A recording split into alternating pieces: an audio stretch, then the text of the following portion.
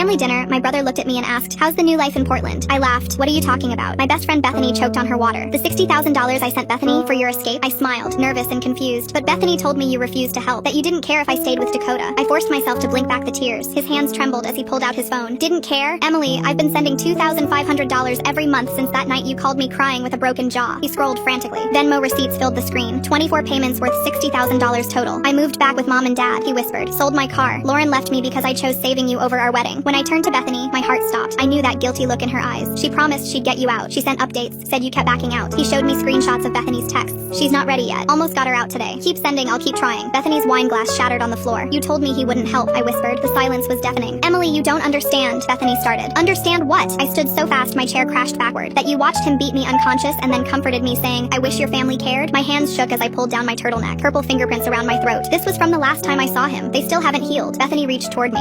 I don't." I jerked back. "You don't get to comfort me anymore." The words caught in my throat. "I tried to leave," I said, voice cracking. "Remember? You drove me to that apartment viewing. Said it fell through, then another, then another." Bethany stumbled backwards, searching for words that wouldn't come. "But you'd just panic. You'd change your mind anyway." "Because I had no money." The scream ripped from my chest. "I maxed 7 credit cards trying to escape." I yanked up my sleeve. Our matching Sisters by Choice tattoo mocked me in faded ink. My brother's voice was deadly quiet. "I created you a GoFundMe. It raised $4,000, and I sent that too." The room spun. "I lost my job because he found out about the remote work. You said no one would hire me anyway." "Your graduation," my brother choked out, angling himself towards my best friend. "You told me she didn't want me there." "I waited for you," I whispered. "Saved you a seat." The math hit me like a train. 2 years, 730 days. "Do you know what happened in those extra 730 days, Bethany?" She didn't answer. "I lost hearing in my left ear. See this?" I turned my head. He ruptured my eardrum because dinner was cold. My brother made a sound like a wounded animal. "I signed over Grandma's house to him, the inheritance, because we needed groceries, while you had $60,000 just sitting there.